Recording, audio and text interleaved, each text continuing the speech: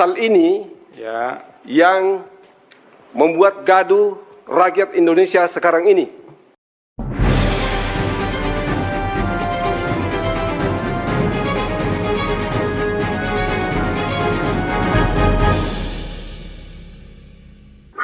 Assalamualaikum warahmatullahi wabarakatuh.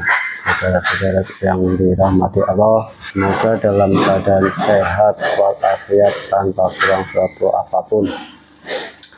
Baik saudara-saudara, sebelum melanjutkan ke video, mohon dukungannya dengan menekan tombol subscribe dan like. Bagi yang sudah memberikan dukungan, saya ucapkan banyak terima kasih. Semoga berkah, semoga dilancarkan rezekinya, dilancarkan segala urusannya, dan dimudahkan semua hajatnya oleh Allah Subhanahu wa Ta'ala. Amin amin ya robbal alamin. sudah, identitas sudah, kewenangan mahkamah, Pak. Mahkamah berwenang, nanti dinasihatkan oleh mahkamah. Bapak jelaskan, apa kerugian hak konstitusional Bapak untuk menjelaskan legal standingnya?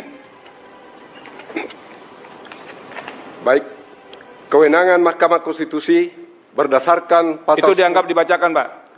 Jadi kewenangan dianggap dibacakan, ini akan dinasihati karena sedikit sekali kewenangannya. Nah, sekarang Bapak masuk ke legal standing. Kenapa Bapak merasa dirugikan dengan berlakunya norma undang-undang yang dimohonkan pengujian ini? Silakan. Kedudukan pemohon, legal standing. Pemohon adalah warga negara Indonesia yang berprofesi sebagai advokat dan wira swasta yang memiliki hak konstitusional berdasarkan pasal 27 ayat 1 Undang-Undang Dasar 1945 yang berbunyi segala... Nggak usah dibacakan, Pak. Iya. Bapak jelaskan saja nih, kalau advokat nih harus jelas, yang kecil-kecil kayak begini nih lisan saja begitu, Pak.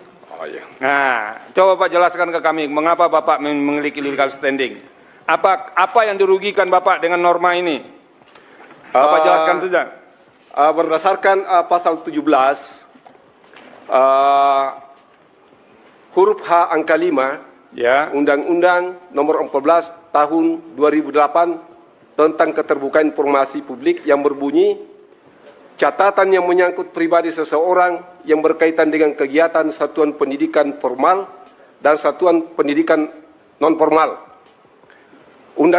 Pasal ini ya, yang membuat gaduh rakyat Indonesia sekarang ini. Karena ada yang berpendapat bahwa ijazah seseorang... Bukan, Pak. Yang Bapak terangkan ke kami itu, kenapa Bapak dirugikan? Urusan orang lain itu Bapak tidak bisa mewakilinya, karena Bapak tidak penerima kuasa dari orang lain. Sekarang Bapak pemohon prinsipal, Bapak jelaskan mengapa Bapak dirugikan dalam norma ini. Nah, jangan ngambil orang lain, Pak. Ya?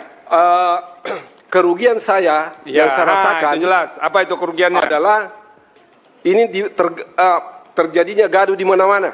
Oke. Iya, yang menyebabkan usaha-usaha kami itu sulit. Iya, sering ada demo, kemudian ada perdebatan dan sebagainya. Ya. Yang termasuk kami merasakan bahwa situasi ekonomi dengan adanya ini itu ikut terganggu juga. Oke, jadi Ya, gara-gara ijazah ini terganggu ekonomi, Pak, ya? Iya, betul. Oke, lanjut. Ya. Lanjut, apa lagi, Pak? Yang kedua, ini pasal huruf G intinya sama. Ya. Kemudian pasal 18 ayat 2 huruf A sama juga. Oke. Ya, akibatnya sama. Saya kira itu pokoknya. Ya, oke. Ya, Sekarang alasan-alasan permohonan, Pak. Posita.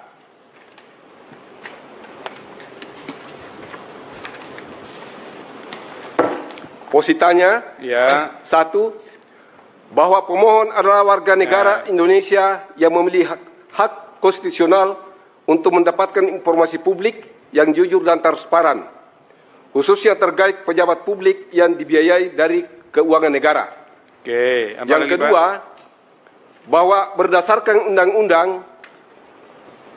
Undang-Undang Nomor 14 2008 tentang keterbukaan informasi publik, pasal 17 huruf G yang menyatakan informasi publik yang apabila dibuka dapat mengungkapkan isi akta otentik yang bersifat pribadi dan kemauan terakhir ataupun wasiat seseorang.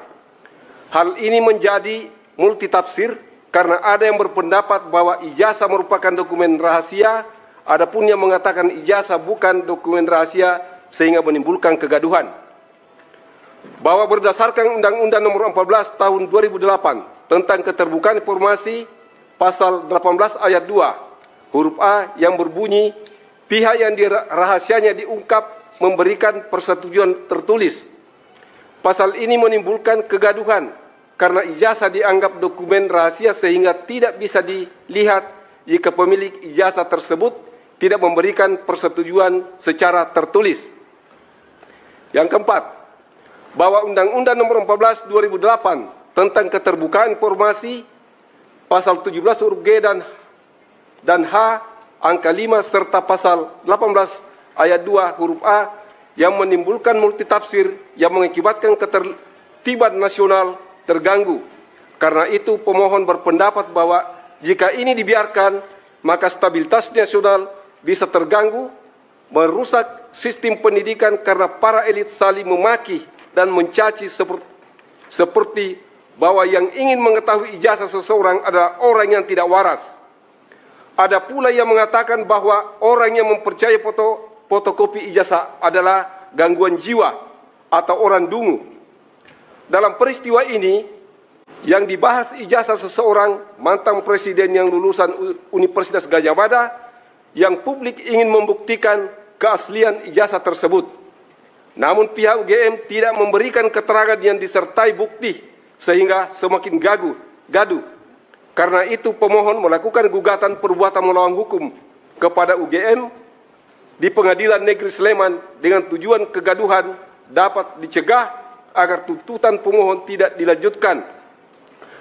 Pemohon mengajukan mediasi agar dokumen yang membuat gaduh masyarakat dihadirkan di pengadilan untuk dibuktikan agar kegaduhan selesai dan pemilik ijazah bersedia atau tidak keberatan ijazahnya diperlihatkan di pengadilan, namun UGM tidak bersedia sehingga pemohon mengajukan permintaan informasi publik, namun tidak ada yang memberikan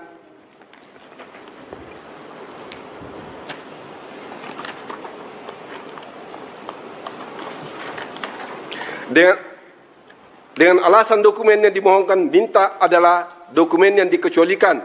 Adapun badan publik yang telah pemohon mohonkan dokumen publik sebagai berikut. Saya kira tak usah dibacakan karena panjang. Nggak usah. Lanjut.